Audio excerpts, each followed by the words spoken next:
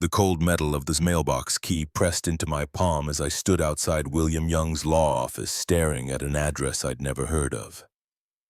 37 Maple Ridge Road, Cedar Falls, Montana. A place that might as well have been on another planet.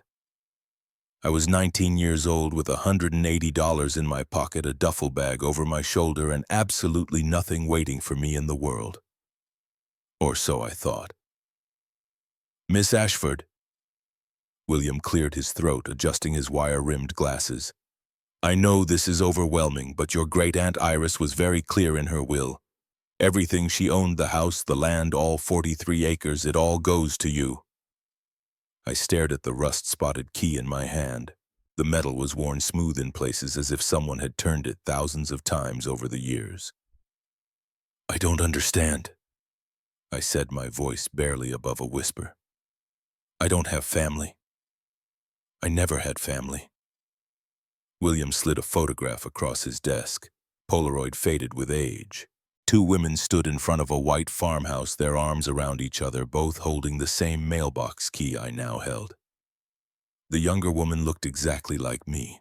Same dark hair, same high cheekbones, same deep-set eyes that seemed to hold more sadness than one person should carry. "That's your grandmother, Vivian Ashford," William said quietly, pointing to the woman on the left. "And that's Iris, her younger sister, your great-aunt. This photo was taken in 1985. My hands started shaking.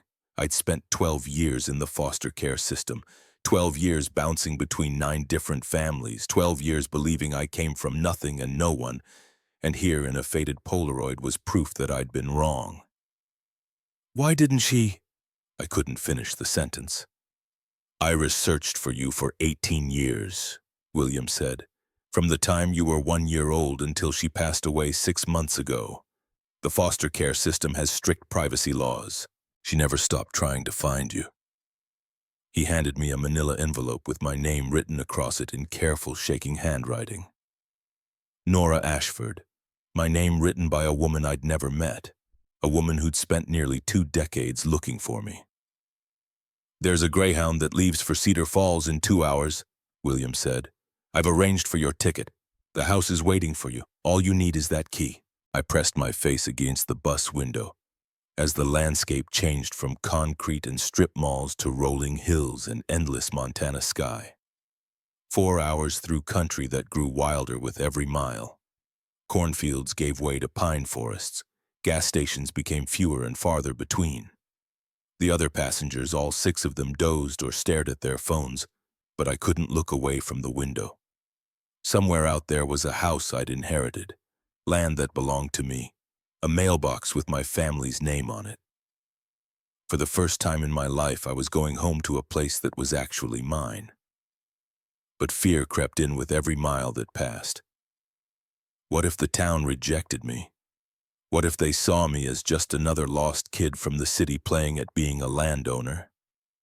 What if I didn't belong there any more than I'd belonged anywhere else? The bus driver's voice crackled over the intercom. "Cedar Falls, 5 minutes!"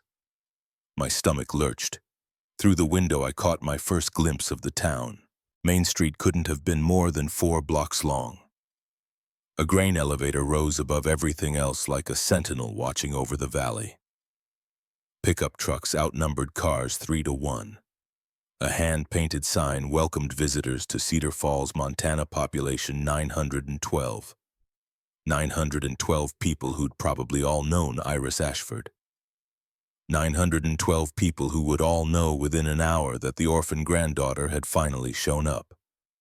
The bus hissed to a stop in front of a depot that looked like it hadn't been updated since Eisenhower was president. "This is you, miss," the driver said kindly. "You need help with your bag?" "No, thank you." I stepped down onto the cracked pavement, shouldering my duffel bag. The bus pulled away, leaving me standing alone in a town I'd never seen, about to claim an inheritance I still didn't fully understand. William had written directions on the back of his business card. Maple Ridge Road was a mile outside of town, past the grain elevator left at the white church. Follow the road until you see the mailbox with Ashford painted on it. I started walking. The September air was crisp and clean in a way I'd never experienced in the city. No exhaust fumes, no garbage smell, just pine and grass and something else. Something that smelled like freedom. The farmhouse appeared through a grove of oak trees like something from a memory I'd never had. 2 stories of white clapboard siding. A wraparound porch with hanging baskets that had long since withered. Windows that reflected the late afternoon sun like half-closed eyes watching me approach. And there at the end of a gravel driveway stood the mailbox. Someone had painted the name in careful black letters. Ashford. The paint was faded now, peeling at the edges, but the name was still clearly visible. My name. My family's name. I pulled the key from my pocket. My hands trembled as I fitted it into the lock. For a moment I was afraid it wouldn't work, that somehow this was all a mistake, a cruel joke, and I'd be left standing here with a key to a mailbox that would never open. The key turned. The door swung open. 6 months of accumulated mail tumbled out, bills, advertisements, and 5 cream-colored envelopes addressed to me in careful, shaking handwriting. I gathered them up with shaking hands and sat down on the porch steps. The wood was warm from the sun. Somewhere in the distance I could hear cattle lowing. A breeze moved through the oak trees, making the leaves whisper. I opened the first letter. My dear Nora, if you are reading this, then I am gone and you have finally found your way home. I know you don't know me, and I regret that more than you can possibly imagine. Your grandmother Vivian, my beloved sister, and I had a falling out many years ago. Pride and stubbornness kept us apart. When she passed in 1995, I lost my connection to you entirely. I have been searching for you for 18 years. Ever since I learned you were in the system. By the time I finally found you, I was too sick to travel. Too weak to be the family you deserved. But I can give you this place, this land that has been in our family for 4 generations. I can give you roots. The house is yours. The land is yours. And if you look carefully, you'll find that you were never as alone as you believed. With all my love, Aunt Iris, I wiped my eyes with the back of my hand. The sun was setting now, painting the sky in shades of orange and pink. I could see the apple orchard behind the house, rows of gnarled trees heavy with fruit. I had spent my entire life believing no one wanted me, that I was forgettable, disposable, just another kid in the system waiting to age out. But Iris had searched for me for 18 years. 18 years. I stood up, legs shaky, and walked to the front door. Used the house key William had given me to unlock it for the first time. The interior smelled like lavender and old wood, like a place where someone had lived fully and happily for decades. The furniture was simple but well made, the kind of pieces built to last generations. Family photos lined the mantelpiece above a stone fireplace. I moved closer, studying the faces. There was Vivian as a young woman standing next to a man who must have been my grandfather. There was Iris at various ages, always smiling, often standing in front of this very house or working in the garden. In the kitchen, someone had stocked the refrigerator with basics: milk, eggs, bread, butter. A note on the counter explained that Max Brennan from the neighboring farm had been looking after the place since Iris passed. He'd left his phone number and an invitation to call anytime I needed anything. Max Brennan, a complete stranger who'd cared enough about Iris to maintain her home for 6 months after her death, waiting for a granddaughter he'd never met to finally arrive. I made myself a sandwich and sat at the kitchen table looking through more of Iris's papers. She'd been meticulous about record-keeping, tax files, maintenance schedules, crop rotation plans for the fields she rented to local farmers. She'd been making a living from this land, not a fortune but enough to maintain the property and save money. The bank account William mentioned held $47,280. More money than I'd ever imagined having. As the sun fully set, I explored the rest of the house. The master bedroom had a quilt on the bed that looked handmade, more photos on the dresser, and on the nightstand a wooden box with a note taped to the top. For Nora opened first. My heart hammered as I carried the box downstairs to the kitchen table. The wood was old cedar, smooth and fragrant. The hinges creaked as I lifted the lid. Inside were letters, hundreds of letters. Every single one in a cream-colored envelope. Every single one addressed to me.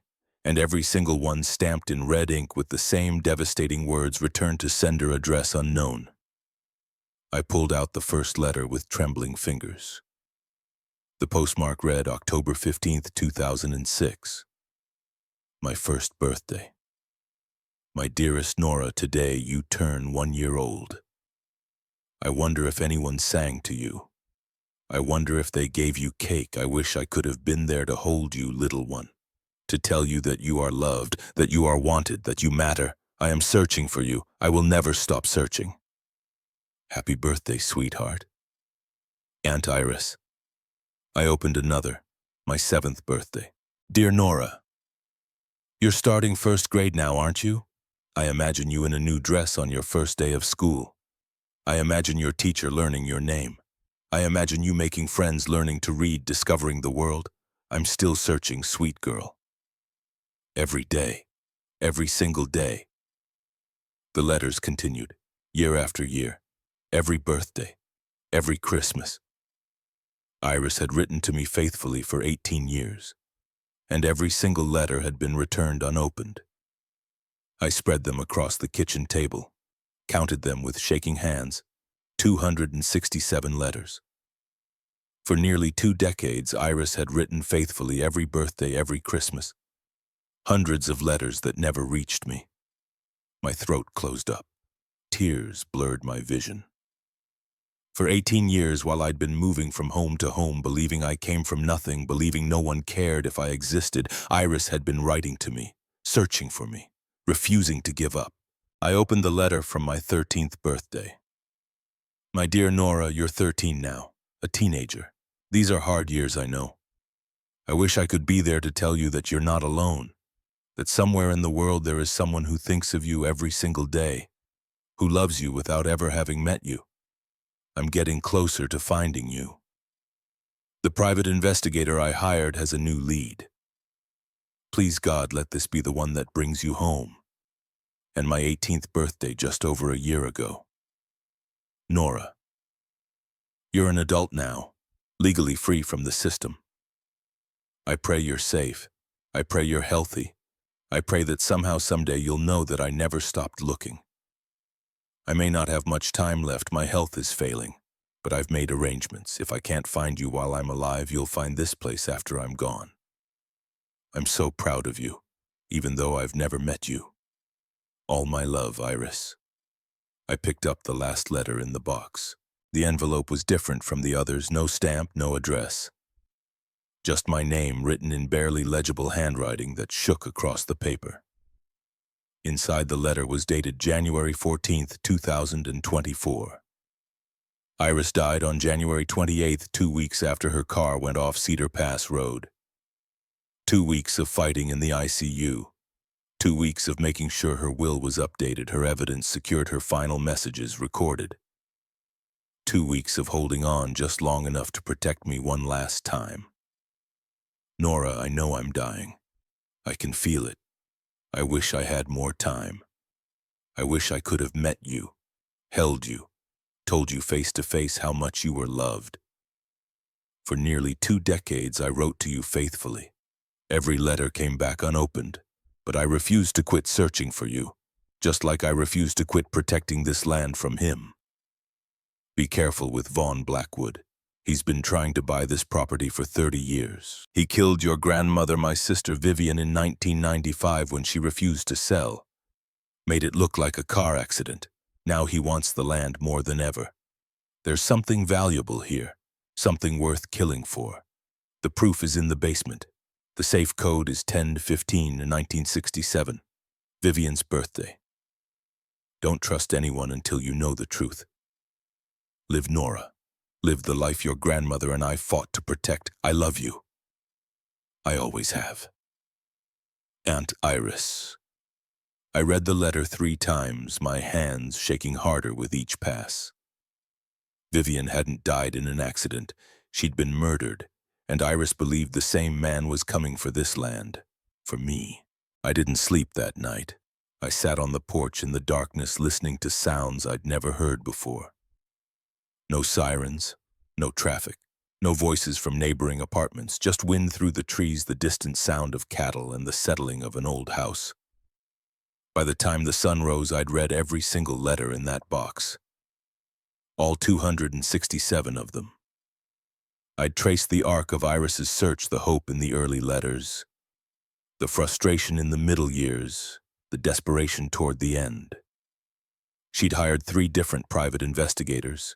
She'd filed petitions with family court. She'd written to senators and child welfare advocates. She'd spent thousands of dollars and countless hours trying to cut through the bureaucracy that kept us apart, and she'd remained steadfast. Not once did she surrender. Just after dawn, I heard the sound of a truck coming up the gravel drive. I tensed my mind, immediately going to Iris's warning about Vaughn Blackwood. But the truck that pulled up was a battered Ford F-150, not a luxury sedan. And the man who climbed out was clearly a farmer, weathered hands, sun-lined face, work boots that had seen decades of use. He was maybe 62, with kind eyes and a gentle way of moving that immediately reminded me of Iris's letters. "You must be Nora," he said, stopping at the bottom of the porch steps. "I'm Max Brennan. I farm the land next door. Thank you for looking after the house," I managed. "Iris was my friend for 42 years, Max said simply. "She talked about you every single day. One day my granddaughter will come home, she'd say. One day Nora will be here." He held up a covered casserole dish. "Thought you might be hungry. Iris used to make this breakfast casserole for me when my wife passed. Figured it was time I returned the favor." I took the dish, my eyes burning with fresh tears. "Would you like to come in? I have questions about everything." Max followed me into the kitchen. He moved through the house with easy familiarity, clearly having spent a lot of time here over the years. He saw the letters spread across the table and went very still. "She wrote to you," he said softly. "All those years. She told me she did, but I never actually saw." "The count was devastating," I said quietly. 267 attempts over 18 years. Not a single one had made it through. Max's eyes glistened. "That woman wouldn't surrender to anything in her life. Not this land, not this town, and especially not you." I made coffee while Max cut the casserole into squares. We sat at the table and I asked him the question that had been burning in my mind all night. "What can you tell me about Vivian's death?"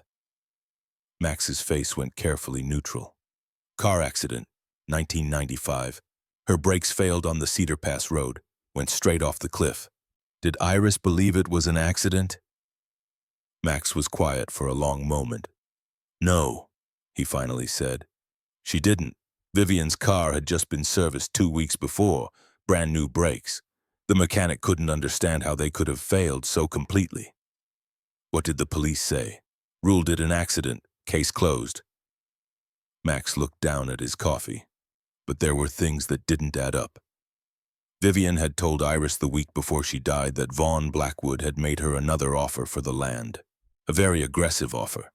When Vivian refused, he told her that sometimes people who stand in the way of progress have unfortunate accidents. My blood ran cold. He threatened her, according to Vivian, but she never reported it, and after she died there was no proof. Max met my eyes. Iris spent the next 29 years trying to prove Vaughn killed her sister. She never got enough evidence to convince the authorities. "Tell me about Blackwood." "He runs Blackwood Energy. Started by his father in the 60s. They've been buying up land around Cedar Falls for decades, mostly for mining operations." Max hesitated. 3 weeks before Iris died, she had the same kind of accident Vivian did. Car went off Cedar Pass Road, same place, same circumstances. I set down my coffee cup with shaking hands. "Her brakes failed. Brand new brakes, replaced 6 weeks earlier. I know because I drove her to the mechanic myself." Max's voice was hard. "Iris survived for 2 weeks in ICU, long enough to update her will, make sure everything went to you. Then she was gone." We sat in silence. "You don't think it was an accident either?" I said. "No, Nora, I don't." Before Max could say more, we both heard it, the sound of an expensive car coming up the gravel drip. Not a truck this time. Something smooth and powerful. Through the window, I watched a black Mercedes pull up in front of the house. The door opened and a man stepped out. Mid-50s, perfectly tailored suit shoes that probably cost more than I'd made in a year at my last job. He moved with the easy confidence of someone who'd never been told no in his life. Max's face hardened. "That's Vaughn Blackwood." I met him on the porch, didn't invite him inside, just stood there with my arms crossed while he climbed the steps with that easy smile. "Miss Ashford," he said, extending his hand. "I'm Vaughn Blackwood. I own Blackwood Energy. I've been hoping to meet you." I didn't shake his hand. "What do you want?" His smile didn't falter. "I'll get straight to the point. I've been trying to purchase this property for many years. Your great-aunt was difficult to negotiate with, but I'm hoping you and I can come to a more reasonable arrangement. I'm not interested in selling. You haven't heard my offer yet." Blackwood pulled a folded paper from his jacket pocket. $3.2 million. That's 5 times the appraised value of the land. More money than you've probably ever imagined having. I glanced at the number on the paper. It was staggering, life-changing, enough to set me up forever. "Why?" I asked. "Why is this land worth so much to you? Development opportunities, tourism. The region is growing." His smile was practiced, smooth. "You're a smart young woman, Miss Ashford. You've spent your whole life in foster care. No offense, but what do you know about running a farm, about maintaining 43 acres, about dealing with property taxes and equipment maintenance and all the headaches that come with land ownership?" "I'll learn." Blackwood's smile tightened just slightly. Iris said the same thing. It was unfortunate that she was so stubborn. The way he said unfortunate made my skin crawl. "I need time to think about it," I lied. "Of course." Blackwood pulled out a business card. "You have 48 hours. After that, I'll have to pursue other options." "What other options?" His smile was cold now. "Legal options. You'd be surprised how complicated property inheritance can be. How many ways there are to contest a will.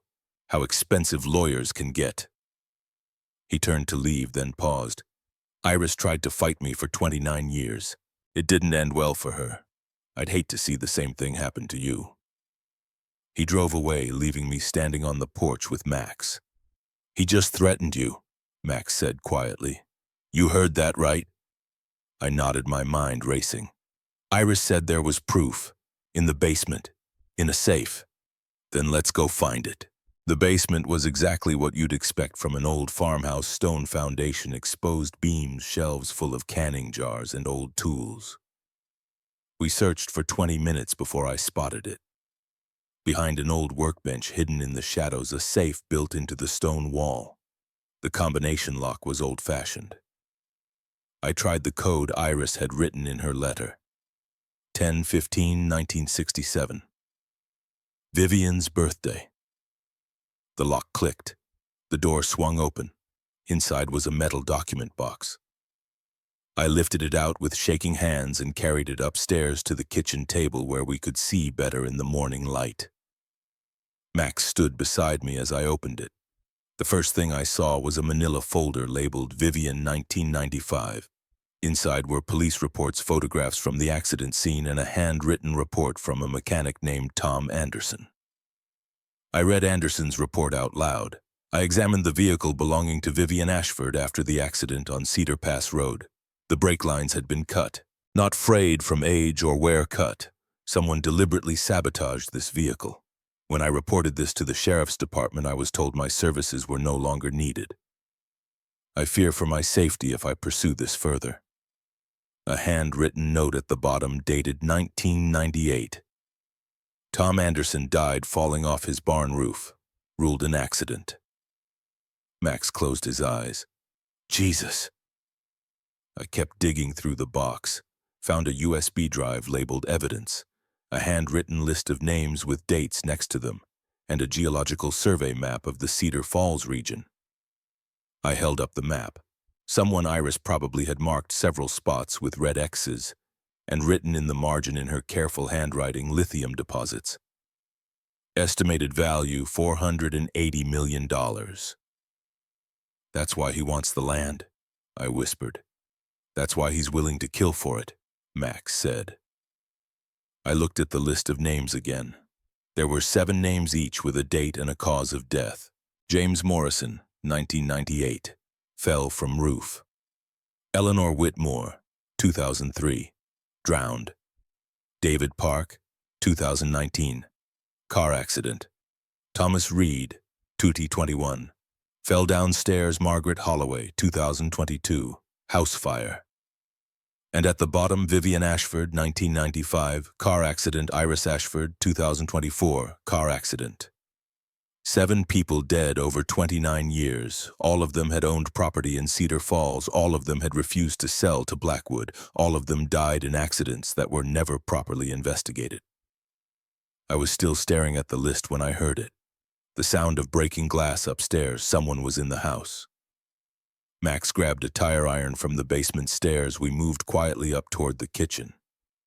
I could hear footsteps overhead, searching, looking for something. The document box. They were looking for the evidence. Max raised the tire iron and yelled, "Get out of this house right now! I've called the sheriff!" The footsteps stopped, then ran. We heard the front door slam. By the time we got outside, a dark sedan was speeding down the gravel drive too far away to see the license plate. Max pulled out his phone. "I'm calling the sheriff, for real this time." "No," I said. "Look at that list. Look at how many people have died. If Blackwood has been getting away with this for 30 years, he has people protecting him. Police, maybe judges. We can't trust anyone yet." "Then what do we do?" I looked down at the document box in my hands. At the evidence Iris had gathered over 29 years. At the proof that Vivian and 7 others had been murdered for refusing to sell their land. "We finish what Iris started," I said.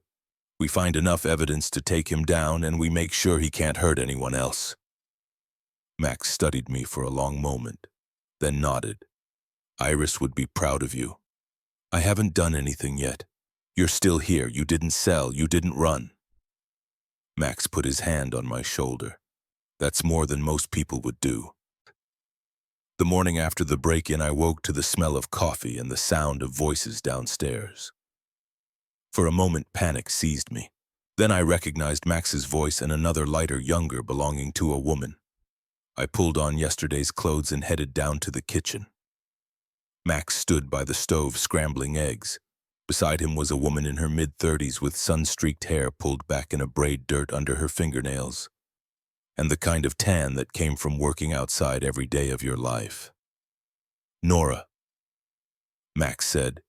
"This is Wren Sullivan. She farms the organic operation about 2 miles south. She and Iris were close." Wren set down her coffee mug and crossed the kitchen to pull me into a hug. I stiffened. I'd never been good with physical affection, but she didn't seem to notice. "Iris talked about you constantly," Wren said, pulling back to study my face. "She had this picture of you from when you were 7, school photo. She carried it in her wallet everywhere." Wren's eyes filled with tears. "She'd say, 'One day Nora will come home, and when she does, she's going to fight.'" I swallowed hard. "I'm trying to understand what I'm fighting." "Then you need to see something," Wren said. "Both of you, get in my truck." We drove in silence through the Montana morning, past fields turning gold in the autumn light. Wren's truck was ancient, held together with duct tape and prayer, but it ran smooth. She handled it with the easy confidence of someone who'd been driving these roads her whole life. After about 15 minutes, she turned onto a dirt road I hadn't noticed. No sign, no marker, just a path through the pines. "Where are we going?" I asked. "Old Cedar Falls Cemetery," Wren said. "The town stopped using it in the 70s, but there are still people buried there. People who matter." The cemetery appeared through the trees like a secret. Maybe 50 headstones, most of them weathered beyond reading. Wildflowers grew between the graves, A stone wall, half collapsed, surrounded the whole thing.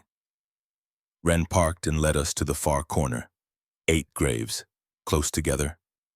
Almost like they belonged to one family, except the last names were all different. I read the headstones one by one. Vivian Ashford, 1967 to 1995. Beloved sister, she stood her ground. James Morrison, 1941 to 1998. Fell too soon. Eleanor Whitmore, 1953 to 2003. The river took her. David Park, 1969 to 2019. Gone too fast. Thomas Reed, 1956 to 2021. A fall from grace. Margaret Holloway, 1945 to 2022. Another accident. And 2 newer stones, the marble still white and clean. Iris Ashford, 1952 to 2024. She kept fighting, beloved and forever loved. I felt my knees go weak. Max caught my elbow, steadying me. All of them, I whispered. All of them refused to sell to Blackwood. Every single one, Wren said, her voice breaking. I knew most of them. Eleanor was my godmother. David Park was the forensic examiner who agreed to look at Vivian's case in 2019. He found evidence the accident had been staged. 2 weeks later, his car went off the same road. I knelt in front of Iris's grave. Someone had left fresh flowers. The headstone was simple, but the inscription made my throat close up. She kept fighting, I read aloud. Who chose these words? I did, Max said quietly, because it's the truth. For 29 years, Iris fought. She gathered evidence. She talked to lawyers. She hired investigators. Every single lead went nowhere. Every witness mysteriously stopped cooperating. Every lawyer she hired would suddenly drop her case. Because Blackwood owns them, I said. Not all of them, but enough. Wren sat down on the grass between the graves. He has 2 state senators in his pocket, the county sheriff, at least 3 judges. He's been building this network for 30 years. Anyone who threatens to expose him ends up like these people. I looked at the 8 graves again. 8 lives, 8 families destroyed, 8 murders disguised as accidents. Why hasn't anyone from outside investigated? I asked. They have, Max said. FBI came through in 2011 after Thomas Reed died, looked around for 3 weeks, concluded there was no evidence of foul play. Case closed. He shook his head. Later, we found out the lead agent took a job with Blackwood Energy 6 months after the investigation ended. $150,000 salary. I stood up, my hands clenched into fists.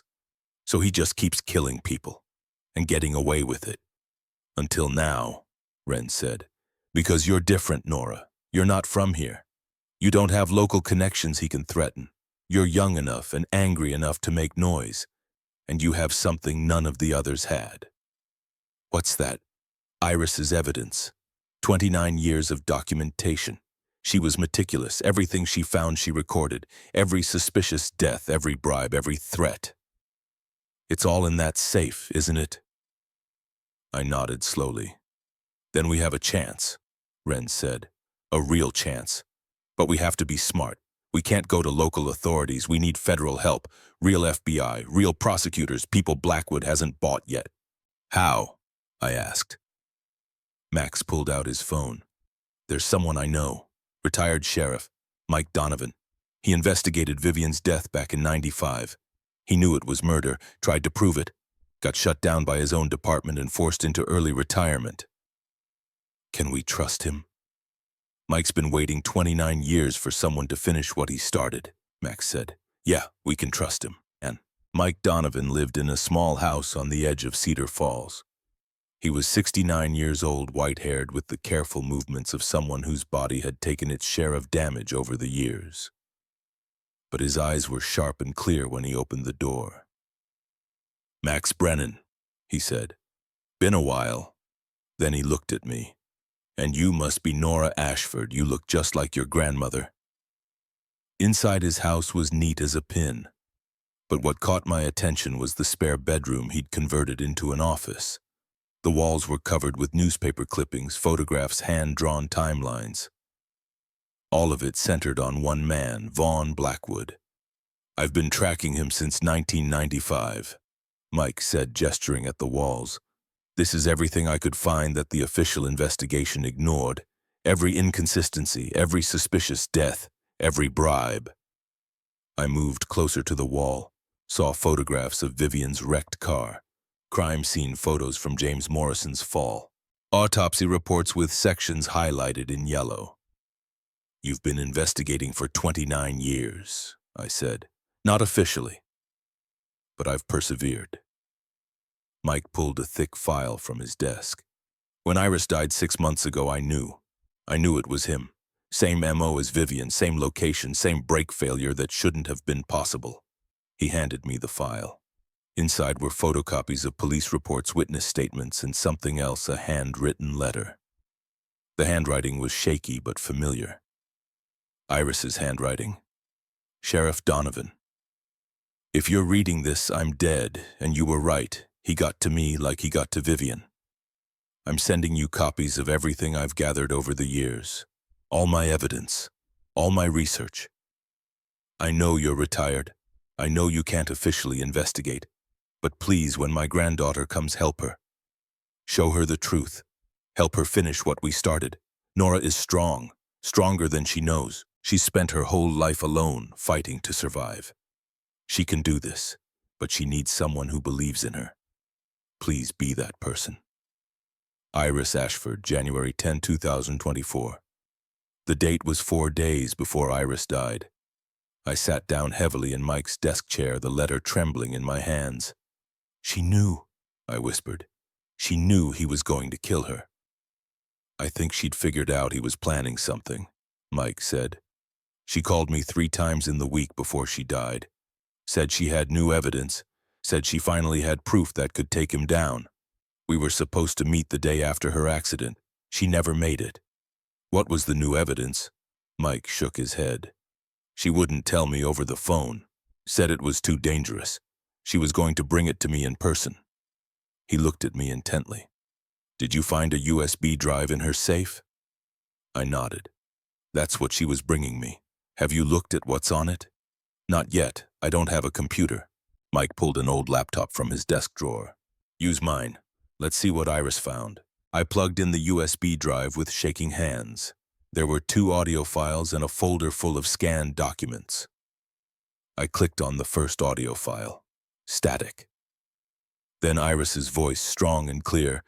She must have recorded this years ago before she got sick. This is Iris Ashford. Today's date is September 23, 1995. I'm interviewing Thomas Anderson, mechanic at Anderson's Auto Repair. Another voicemail, nervous. I don't want any trouble, Miss Ashford. Just tell me what you found when you examined my sister's vehicle. A long pause. Then, the brake lines were cut. Not worn through, not corroded, cut. Someone used a hacksaw or something similar. Made it look like natural wear, but I know the difference. I've been doing this 34 years. Did you report this to the police? I tried. Sheriff's department told me they didn't need my expert opinion, told me the case was closed, told me if I kept pushing I might find myself in trouble. What kind of trouble? The kind where my business license gets revoked. The kind where building inspectors suddenly find violations. The kind where I shut up or I lose everything. Anderson's voice dropped to a whisper. I got a family, Miss Ashford. I can't afford to be a hero. I understand. Thank you for talking to me. The recording ended. Mike pointed at the file information. Tom Anderson died in 1998, fell off his barn roof while doing repairs, broke his neck. Medical examiner ruled it accidental. I felt sick. I clicked on the second audio file. This one was dated March 15, 2019. Iris's voice, again older now, tireder. This is Iris Ashford. I'm speaking with David Park, forensic document examiner. A younger male voice. Miss Ashford, I've reviewed the 7 accident reports you provided. I have to tell you there are significant inconsistencies in all of them. What kind of inconsistencies? The kind that suggest these weren't accidents at all. Take the Morrison case from '98. The official report says he fell while repairing his roof. But the autopsy shows bruising patterns inconsistent with a fall. The bruises on his shoulders and back suggest he was struck before he went off the roof. And the others? Same pattern. Eleanor Whitmore's drowning. The coroner found water in her lungs, but also evidence of strangulation. Thomas Reed's fall down the stairs. He had a subdural hematoma that occurred before the fall, not from it. David's voice grew urgent. These cases need to be reopened. This is serial murder disguised as accidents. Will you testify to that? A long pause. Miss Ashford, I could lose my license, my career, but yes, I'll testify. These families deserve justice. Thank you, David, thank you. The recording ended. I looked at Mike. David Park died 2 weeks after this recording, didn't he? Mike nodded grimly. Car accident on Cedar Pass Road. Same place Vivian died. Same place Iris died. Same brake failure. The pattern was unmistakable, undeniable. Vaughn Blackwood had been murdering people for 30 years and getting away with it. I opened the folder of scanned documents. Inside were contracts, financial records, geological surveys, and something else that made my blood run cold. A letter dated March 1995 typed on Blackwood Energy letterhead. Dear Mrs. Ashford, this is my final offer for the property located at 37 Maple Ridge Road, Cedar Falls, Montana. $400,000 cash, closing within 30 days. I strongly encourage you to accept. As I mentioned in our previous conversation, there are many hazards associated with owning rural property. Vehicle accidents, equipment malfunctions, unfortunate falls. It would be a tragedy if something happened to you or your family. I await your response. Sincerely, Vaughn Blackwood, President, Blackwood Energy Corporation. He threatened her in writing, I said. 3 weeks before she died, he sent her a written threat. And when Vivian died, Iris found that letter in her sister's papers, Mike said. She brought it to the sheriff's department. They told her it wasn't a threat, just a business letter. They refused to investigate. I sat back, my mind reeling. We have evidence, I said slowly.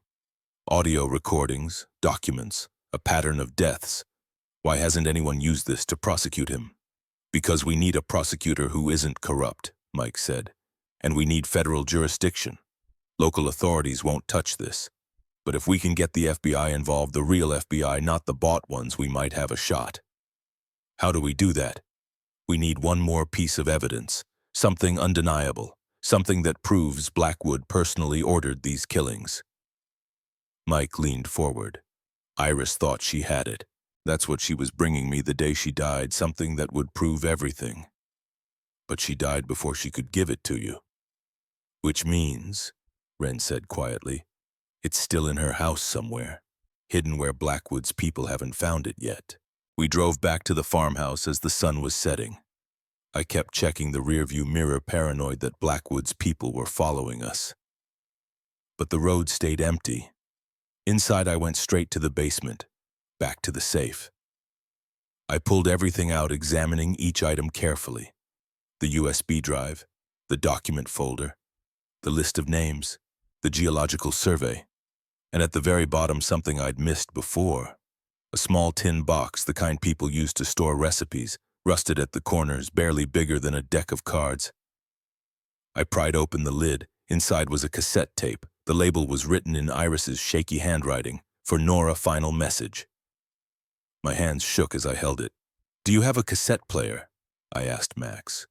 Haven't seen one of those in 20 years, but I know who might. He pulled out his phone and made a call. 20 minutes later, Wren arrived with an old boombox she'd found in her grandmother's attic. We gathered in the kitchen, me, Max, Wren, and Mike, and I pressed play. Static. Then Iris's voice, so weak I could barely hear it. Nora, sweetheart. If you're listening to this, I'm gone. And I'm sorry. I'm so sorry I never got to meet you. I closed my eyes, tears streaming down my face. I'm recording this on January 15th, 2024. I'm in the hospital. The doctors say I have maybe a week left. The car accident. It wasn't an accident. I know that. I've always known. Her voice wavered. I heard her take a shaking breath. But I want you to know something. I don't regret it. I lived a full life. I fought for what mattered. I fought for this land, for Vivian's memory, for you. A long pause. I could hear hospital sounds in the background, beeping machines, distant voices. For nearly 2 decades, I wrote to you faithfully. Every letter came back unopened, but I kept writing because I needed you to know you were never alone. You were always loved, always wanted, always thought of. I pressed my hand over my mouth, sobbing. The man who killed Vivian, who killed me, he's going to come for you too. He wants this land, needs it. There's lithium here worth hundreds of millions. He's spent 30 years killing anyone who stands in his way. Iris's voice grew stronger, clearer, like she'd gathered all her remaining strength for this one message. But you're different, Nora. You're stronger than he knows. You've survived things most people can't imagine. Foster care, loneliness, rejection. You learned to stand on your own, to fight. Now I need you to fight for this, for Vivian, for me, for all the people he's killed, for all the people he'll kill if someone doesn't stop him. Another pause. When she spoke again, her voice was barely a whisper.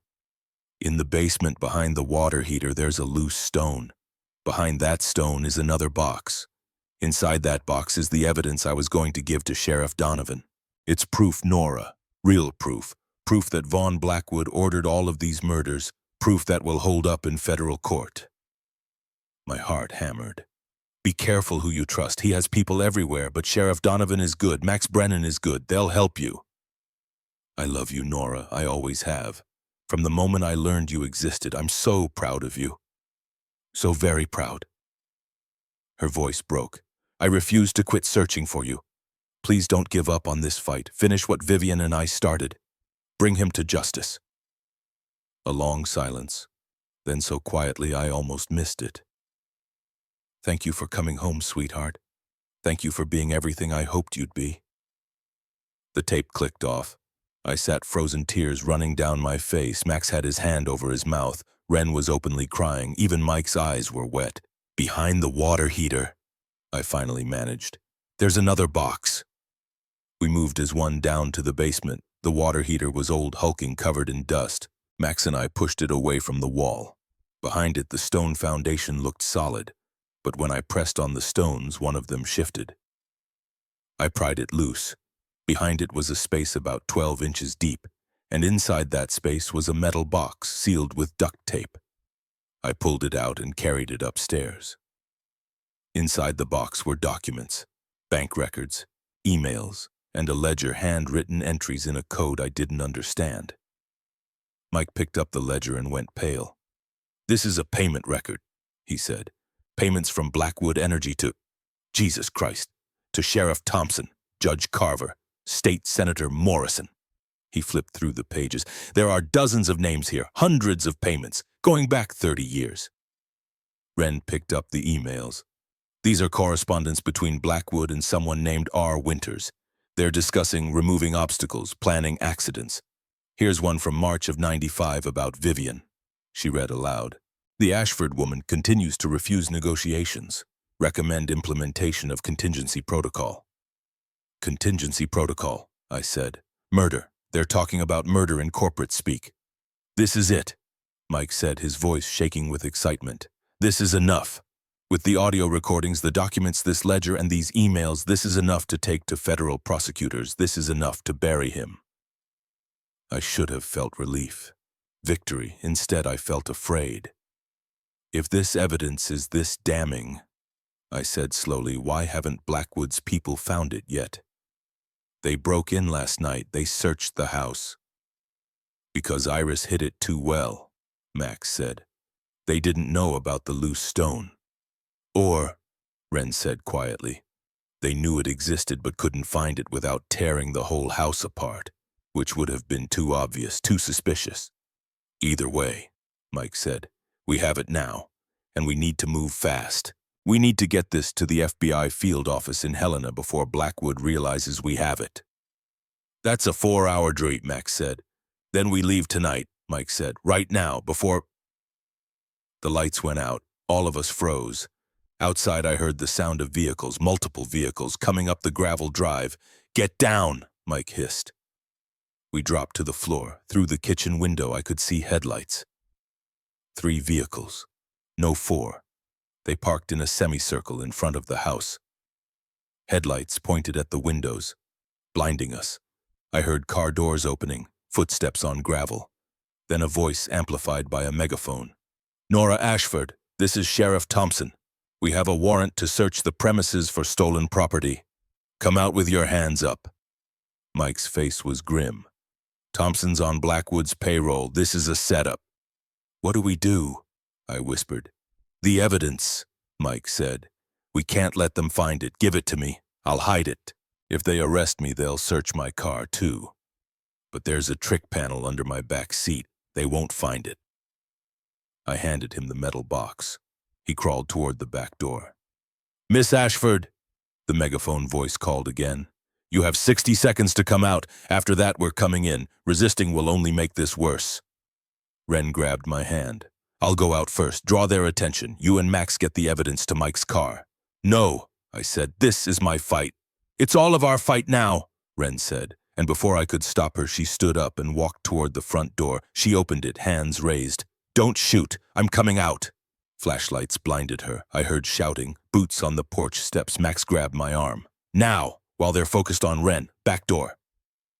We crawled through the kitchen, through the mudroom, out the back door. Mike's car was parked behind the barn, out of sight of the sheriff's vehicles. He already had the trunk open. He pulled up the carpeting, found the hidden panel, and shoved the evidence box inside. "Get out of here," I said. "Drive to Helena. Give this to someone we can trust. What about you? I'll deal with Thompson. Buy you time." Mike hesitated, then nodded. "Be careful, Nora. These people are dangerous." He got in his car and drove away, headlights off, using the back road that led through the apple orchard. I took a deep breath and walked around the barn toward the front of the house. 6 sheriff's deputies had their guns drawn. Wren was on her knees, hands behind her head. Max was being handcuffed. I raised my hands and stepped into the light. "I'm Nora Ashford," I said. "What do you want?"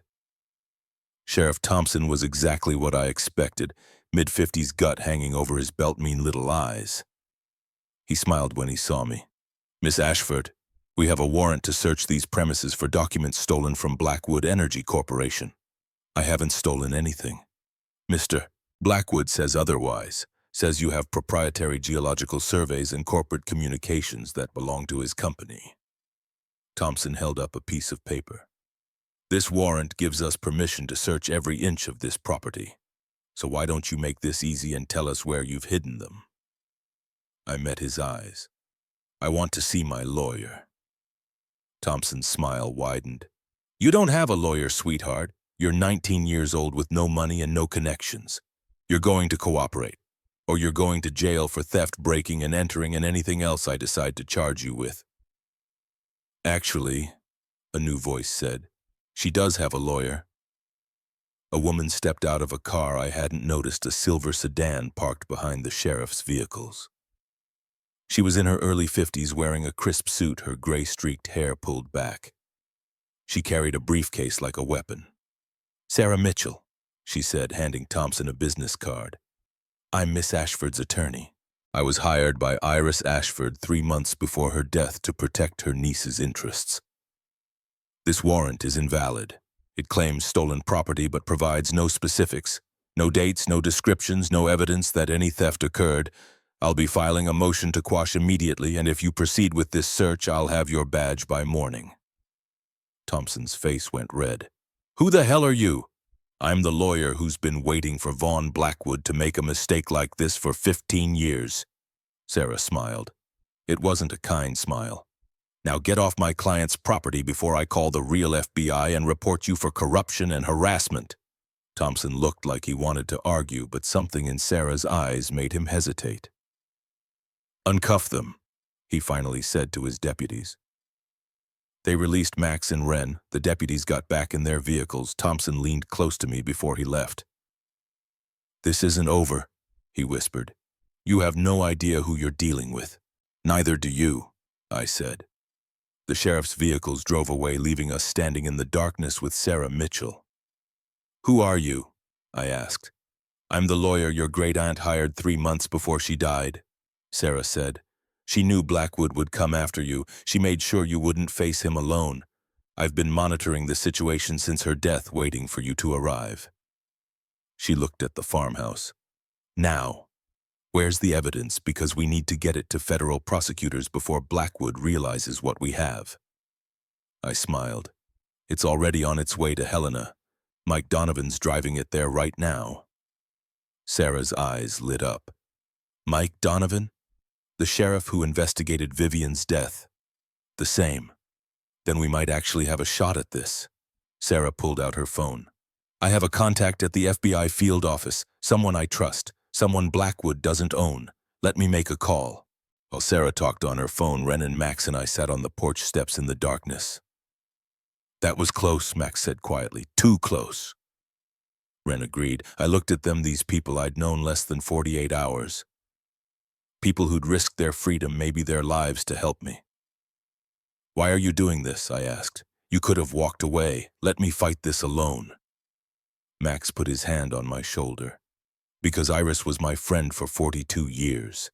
Because she wouldn't surrender to finding you. And because someone has to stand up to people like Blackwood." "Because Eleanor Whitmore was my godmother," Ren said. "Because I watched her family suffer for 20 years thinking she killed herself. Because I want them to know the truth." Sarah finished her call and walked over. "Good news. My contact at the FBI is willing to look at what we have. Better news, he's opening a formal investigation into Blackwood Energy as of right now. He's sending agents to meet Mike in Helena.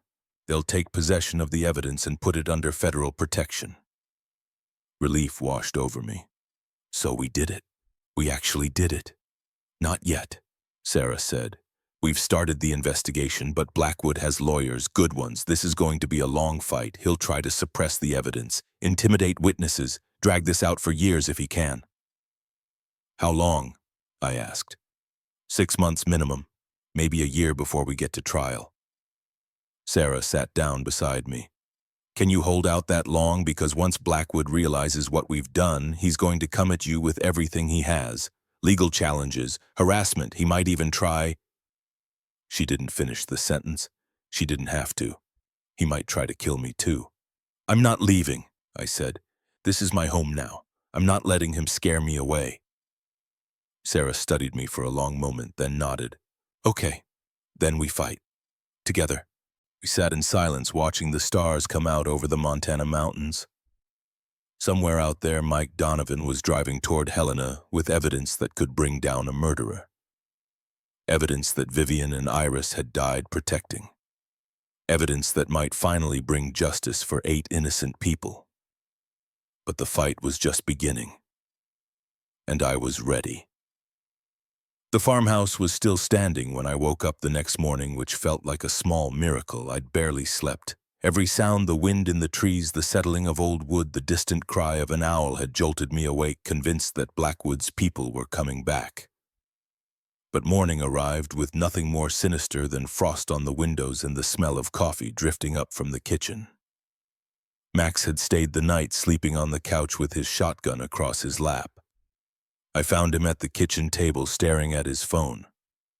"Mike made it to Helena," he said without looking up. "FBI took possession of the evidence at 3 this morning. They've opened a formal investigation." I poured myself coffee with shaking hands. "So it's real. It's actually happening." Sarah's on her way over. She got a call from the county prosecutor an hour ago. Apparently, Blackwood's lawyers filed an emergency motion claiming we stole his property. We didn't steal anything. That was Iris's research. They're claiming she worked for Blackwood Energy as a consultant in the 90s, that everything she gathered was done on company time using company resources and therefore belongs to them.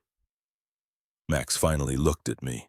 "It's bullshit, but it's the kind of bullshit that could tie this up in court for years." Before I could respond, I heard the sound of vehicles coming up the drive. Multiple vehicles again. My heart hammered. But this time the vehicles were different. Not sheriff's cars, news vans, 3 of them. "What the hell?" Max stood up, moving to the window. A moment later, my phone rang. An unknown number. I answered cautiously. Miss Ashford, this is Rebecca Torres from CNN. We received a tip this morning about a major corruption case in Cedar Falls involving multiple murders and a cover-up spanning 30 years. We'd like to interview you for our evening broadcast. I stared at the phone. How did you? Someone sent us the audio recordings, the ones your great-aunt made with Tom Anderson and David Park. We've verified their authenticity. This is a huge story, Miss Ashford. The public deserves to know what's been happening in this town. I looked at Max, covering the phone. Someone leaked the recordings to the media. Max's eyes widened. Who? I don't know, but CNN is here. They want an interview. Sarah's car pulled up behind the news vans. She got out, saw the cameras, and her face went from surprise to calculating in about 2 seconds. She walked straight to my door. Don't talk to them yet, she said the moment I let her in. Not until we strategize. This could be good for us. Public pressure might force a faster investigation, but we have to control the narrative. I didn't leak anything, I said. I know you didn't, but someone did. Sarah pulled out her phone, scrolling through news sites. It's not just CNN. New York Times, Washington Post, Guardian, they all got the recordings this morning. Someone with access to that evidence wanted this story to go public immediately. Mike, Max said. Mike must have done it before he handed everything over to the FBI. Sarah nodded slowly. That would be smart. Once it's public, Blackwood can't make it disappear. He can't intimidate witnesses when the whole world is watching. She looked at me. But it also means you're about to become the face of this story. Every news outlet in the country is going to want to talk to you. Are you ready for that? I thought about Iris, about 29 years of fighting in silence, 29 years of gathering evidence that no one would look at, 29 years of being dismissed and ignored and threatened. Yes, I said, I'm ready. The CNN interview happened on my front porch with the Montana mountains as a backdrop. Rebecca Torres was professional, sympathetic, and clearly outraged by what she'd learned. Miss Ashford, she said, camera rolling. You inherited this property 6 days ago from a great-aunt you'd never met. What have you discovered in that time? I took a deep breath. I discovered that my grandmother Vivian Ashford was murdered in 1995 for refusing to sell her land, that my great-aunt Iris spent 29 years trying to prove it, that at least 7 other people in this county have died under suspicious circumstances after refusing to sell their property to Vaughn Blackwood's company, and that local authorities have been covering it up for 3 decades. Those are serious allegations. What evidence do you have? Audio recordings of interviews Iris conducted with a mechanic who examined my grandmother's car and with a forensic examiner who reviewed multiple accident reports. Both of them found evidence of murder. Both of them died shortly after talking to Iris. I have financial records showing payments from Blackwood Energy to local law enforcement and judges. I have letters where Blackwood explicitly threatened my grandmother weeks before her death. Rebecca leaned forward. And you believe your great-aunt was also murdered? I know she was. Same method as my grandmother, same location, same impossible brake failure on a car that had just been serviced. My voice shook, but I kept going. Iris knew someone was going to kill her. But she didn't run, she didn't sell. She spent her last days making sure I would inherit this land and the evidence she'd gathered. She died protecting the truth. Why do you think Vaughn Blackwood wants this land so badly? There's a lithium deposit under Cedar Falls worth approximately $480 million. Blackwood has been systematically buying up property over this deposit for 30 years. Anyone who refuses to sell has an accident. He's built a network of corrupt officials to make sure no one investigates too closely. What do you want to happen now? I looked directly at the camera. I want federal prosecutors to investigate every suspicious death in this county for the last 30 years. I want Vaughn Blackwood charged with murder, conspiracy, bribery, and racketeering. I want the families of his victims to finally get justice, And I want everyone watching to know that my great-aunt wouldn't quit. She wrote me hundreds of letters over 18 years. Every single one was returned unopened, but she kept writing, kept searching, kept fighting. I'm not going to quit either. Rebecca Torres looked at the camera. CNN has obtained the audio recordings Miss Ashford referenced, and we've had them authenticated by independent experts. We'll be airing portions of those recordings tonight. We've also reached out to Vaughn Blackwood and Blackwood Energy for comment. They declined to be interviewed.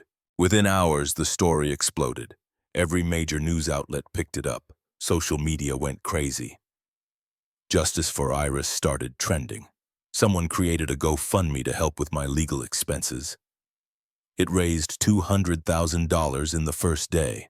But more importantly, the FBI investigation kicked into high gear.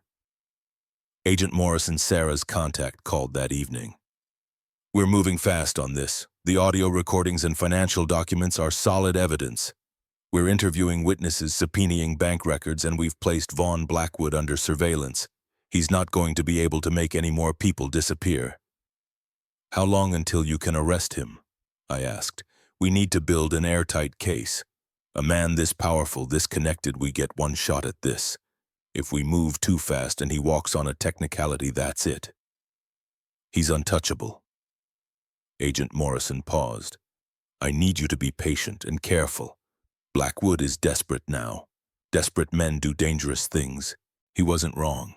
2 nights after the CNN interview, I woke to the smell of smoke. I bolted upright in bed, my heart racing. Smoke was seeping under my bedroom door. I could hear crackling. Fire. I grabbed my phone and ran to the door, touched it carefully, hot but not burning yet. Opened it a crack. The hallway was filled with smoke. Orange light flickered from downstairs. The living room was on fire. I ran to the window, threw it open, and looked down. 15-foot drop to the ground. I'd probably break an ankle, but better than burning to death. Then I remembered Iris's letters. All 267 of them. Still in that wooden box in the kitchen. I couldn't leave them. I pulled my shirt over my nose and mouth and ran for the stairs. The smoke was thicker now, burning my eyes and lungs. I could barely see, but I knew this house. Had memorized it in the 6 days I'd lived here. I felt my way to the kitchen. Found the table. Found the wooden box. Behind me, something exploded. The living room window, probably. The fire roared louder, feeding on the fresh oxygen. I grabbed the box and ran for the back door. It was locked, dead-bolted. I fumbled with the lock, my hands shaking, lungs screaming for air. The lock turned. The door opened. I fell out into the cold night air, gasping and coughing. Max was there. So was Ren. Both of them in their nightclothes, having driven over the moment they saw the smoke. Nora. Max grabbed my shoulders. Are you hurt? I shook my head, still coughing. Clutched the wooden box to my chest. Fire trucks arrived, volunteer firefighters from Cedar Falls. They fought the blaze for 2 hours. By the time they got it under control, the entire first floor was destroyed. The second floor was smoke-damaged beyond repair. The fire chief, a man named Dalton, who'd known Iris for 40 years, came over to where I sat wrapped in a blanket in Max's truck. Point of origin was the living room, he said quietly. Someone threw a Molotov cocktail through your front window. I found glass fragments and accelerant residue. This was arson, Miss Ashford. Did anyone see who did it? Dalton hesitated. I saw a black Mercedes driving away from this direction about 10 minutes before the fire was reported. Going fast, no headlights. Blackwood. Sarah arrived, still in her pajamas, hair wild. She took one look at the smoking ruin of the farmhouse, and her face went hard. That's attempted murder, she said. On top of everything else, he just tried to kill you. I saw him, I said. My voice was hoarse from the smoke. In the firelight through the window, right before I ran, I saw a man standing by a black Mercedes watching. Did you see his face? No, but I know it was him. Sarah pulled out her phone. I'm calling Agent Morrison. This crosses the line. They need to arrest Blackwood now. But they didn't arrest him that night, or the next day. Blackwood had an alibi. He'd been at a charity gala in Billings with 200 witnesses. His lawyers claimed the Mercedes could have been anyone's. that I was traumatized and probably imagined it. The sheriff's department investigated the arson half-heartedly, said there was no evidence linking it to anyone specific. Case remained open. I moved into Max's house temporarily. Sarah hired private security to watch the property, and I waited while the FBI built their case. Days turned into weeks, weeks into months. The media attention died down. The GoFundMe money paid for Sarah's fees and the security. I used what was left to hire a contractor to start rebuilding the farmhouse exactly as it had been, down to the wraparound porch and the white clapboard siding. Ren taught me about organic farming. Max showed me how to maintain equipment and manage the apple orchard. The community that had been afraid to speak out before started coming forward. People who'd known Vivian. People who'd suspected Blackwood for years but been too scared to say anything. And slowly, carefully, the FBI built their case. 3 months after the fire, Agent Morrison called with news. "We're ready. Federal grand jury has indicted Vaughn Blackwood on 8 counts of murder, conspiracy to commit murder, bribery, racketeering, and witness intimidation. We're arresting him tomorrow morning." I nearly dropped the phone. "Tomorrow, 6 a.m. We'll have agents at his home, his office, and the homes of 17 associates who've been implicated in the conspiracy. This is going to be Big Nora, biggest corruption case Montana's seen in 50 years. What do you need from me? Just stay safe. Once we arrest him, his lawyers are going to come after you hard. They'll try to discredit you, claim you fabricated evidence, say you're after his money. Be prepared for that. I don't want his money, I want justice. I know, and we're going to get it." The next morning, I watched the news with Max and Ren in Max's living room. CNN carried it live. FBI agents in windbreakers surrounding Blackwood's mansion. Blackwood being walked out in handcuffs, his face purple with rage. His lawyers swarming. Cameras everywhere. Vaughn Blackwood, 56, CEO of Blackwood Energy Corporation, was arrested this morning on federal charges including 8 counts of first-degree murder, the news anchor said. This follows a 3-month investigation triggered by evidence gathered by Iris Ashford, who died in January of this year under circumstances now believed to be murder. Blackwood is being held without bail due to flight risk and the severity of the charges. Also arrested Sheriff Thompson, County Judge Carver, 2 state senators, a district attorney, and 14 other people connected to Blackwood's network. The whole corrupt system was coming down. I sat on Max's couch, tears streaming down my face, clutching the wooden box of Iris's letters. "You did it," Ren said softly. "You actually did it." "Iris did it," I said. "I just finished what she started." The trial took 8 months to begin. Blackwood's lawyers fought every step of the way, tried to suppress evidence, filed motion after motion, requested delays. But federal prosecutors had an ironclad case. The audio recordings, the financial records, the pattern of suspicious deaths. Witness testimony from Mike Donovan, from Tom Anderson's widow, from families of the victims. And the physical evidence from the cars. The FBI had exhumed Vivian's wrecked vehicle from a salvage yard where it had been sitting for 29 years. Forensic analysis confirmed the brake lines had been cut. I testified for 2 days, told the jury about Iris's letters, about her final message on the cassette tape, about the fire that destroyed my home, about watching a man in a black Mercedes drive away from the flames. Blackwood's lawyers tried to rattle me, suggested I was lying for money, that I'd fabricated evidence, that I was an unstable foster kid with mental health issues, but I didn't break. "I don't want money," I told the jury. "I want justice for my grandmother, for my great-aunt, for 8 innocent people who were murdered because they wouldn't sell their land." Vaughn Blackwood thought he could kill anyone who stood in his way. He thought money and connections made him untouchable. He was wrong. The defense rested after 3 weeks. Closing arguments took 2 days. The jury deliberated for 16 hours. When they came back, their faces were grim. "On the count of first-degree murder in the death of Vivian Ashford, how do you find guilty?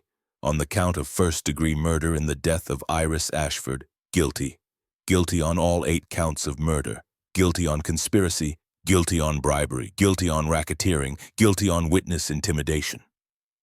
Vaughn Blackwood showed no emotion as the verdicts were read, but his hands, I noticed, were shaking. The judge sentenced him to 28 consecutive life sentences without possibility of parole. You used your wealth and position to commit unspeakable crimes, the judge said. You murdered 8 innocent people. You corrupted our justice system. You terrorized this community for 3 decades. You will spend the rest of your life in federal prison. Court is adjourned. The day after sentencing, I met with the families. Eleanor Whitmore's daughter, now in her 40s, hugged me for a full minute. "Thank you," she whispered. "Thank you for giving us the truth. For 30 years we thought my mother killed herself. Now we know she was murdered. Now we can grieve properly." James Morrison's son brought his children. Eleanor's grandchildren, who'd never known their grandmother wasn't suicidal. "She didn't abandon us," he said, tears streaming down his face. "She was taken from us." One by one, the families thanked me. Not for the money, though the federal settlement would help, but for the truth, for justice, for proving that their loved ones hadn't died by accident or their own hand, but had been murdered for refusing to surrender their principles. "Iris fought for all of us," David Park's widow said, "and now you've finished her fight." Sheriff Thompson received 15 years for obstruction of justice and accepting bribes. Judge Carver got 12 years. The 2 state senators, 20 years each for racketeering and conspiracy to commit murder. In total, 17 people connected to Blackwood's network were convicted. The corruption that had strangled Cedar Falls for 3 decades was finally uprooted, 1 year after I'd first opened that rusted mailbox with a key I didn't understand. I stood in the Cedar Falls cemetery with flowers in my hands. The farmhouse was rebuilt. The apple orchard was thriving. I'd started a scholarship fund, the Iris Ashford Foundation, using money from the sale of mineral rights to the lithium deposit. Not to Blackwood Energy, which had been dismantled and its assets seized, but to a cooperative of local landowners who would develop it responsibly. 267 scholarships, one for every letter Iris had written. Every year, 267 kids aging out of foster care would get a chance at college, at a future, at the kind of life Iris had always wanted me to have. The scholarship fund had already changed lives. 15 kids were in school now, studying agriculture, environmental science, social work, learning to build something meaningful. One of them was Jasper Mitchell, a 17-year-old who'd aged out of the system 6 months ago with nowhere to go. I'd hired him to help manage the farm, taught him everything Max and Wren had taught me, watched him grow from a scared kid into a confident young man. He reminded me of myself. Now I knelt at Iris's grave, the same grave I'd visited with Wren that first terrible week. But the headstone had been updated, new words carved below her name. Iris Ashford, 1952-2024. She kept fighting, beloved aunt, champion of justice, forever loved. Next to it, Vivian Stone had been cleaned and restored. Vivian Ashford, 1967-1995, she stood her ground. Beloved sister and mother, justice served. I placed flowers on both graves, knelt in the grass between them. "Ba oi," I whispered, then caught myself. I'd picked up the Vietnamese term from a friend, but it didn't feel right here. These were my people, my language. Iris, grandmother Vivian, I know you can't hear me, but I need to say this anyway. Tears streamed down my face. For nearly 2 decades, Iris wrote to me faithfully. Every letter came back, but they weren't wasted, because they taught me something I never knew before. That love doesn't need to be received to be real.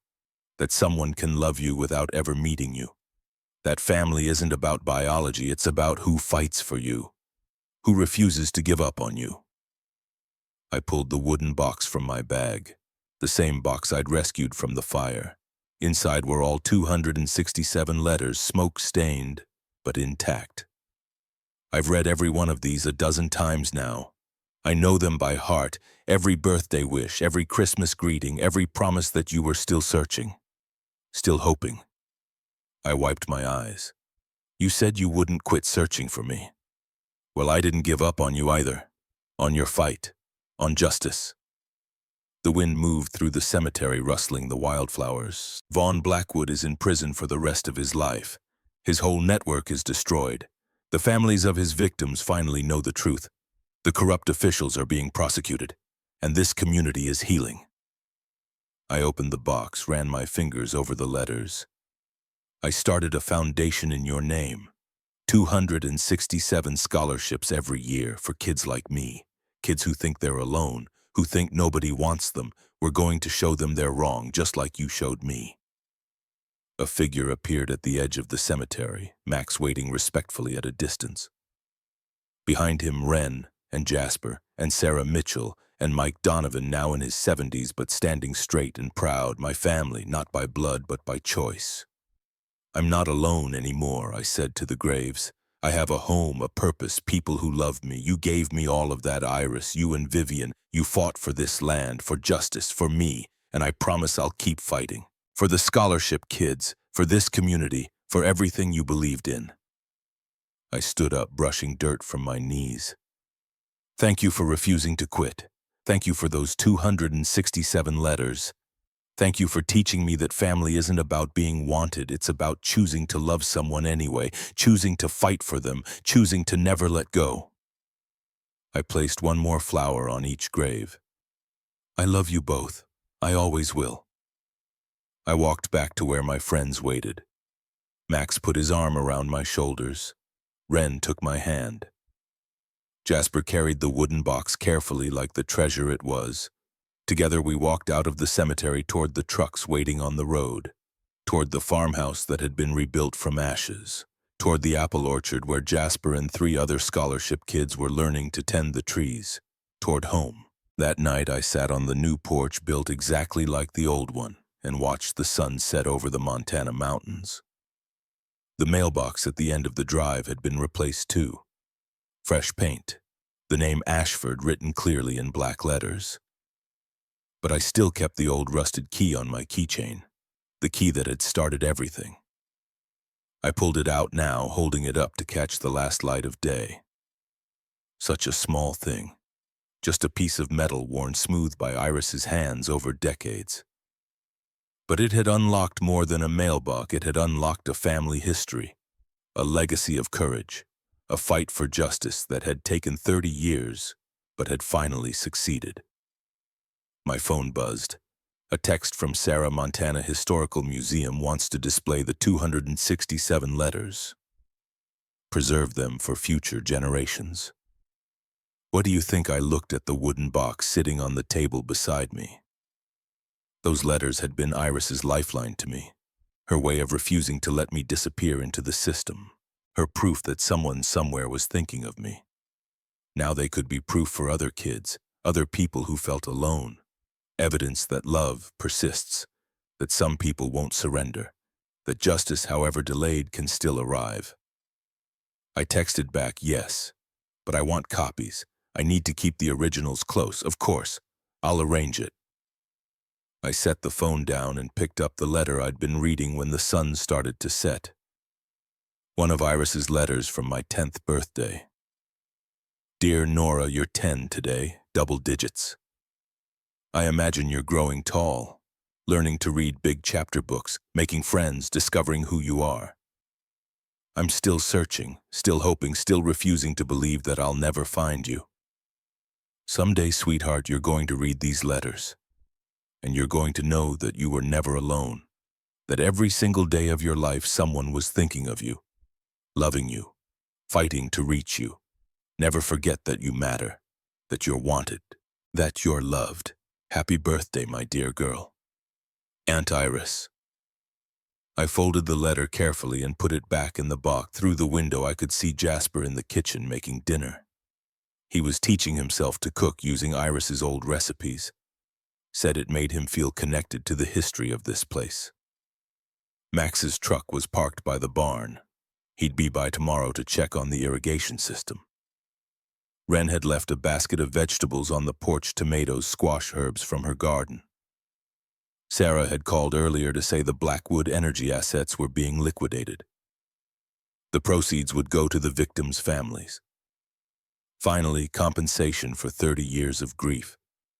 And in my pocket was a letter from the first scholarship recipient, a girl named Maya who'd aged out of foster care in Billings. She was studying social work now at Montana State. Wanted to help other kids like us. Said the scholarship had saved her life. I pulled out my own notebook, a new habit I'd started, writing letters of my own. Not to anyone in particular, just thoughts, reflections, a record of this journey. I wrote, "Dear Iris, it's been 1 year since I opened your mailbox with that rusted key. 1 year since I read your letters and learned I wasn't alone.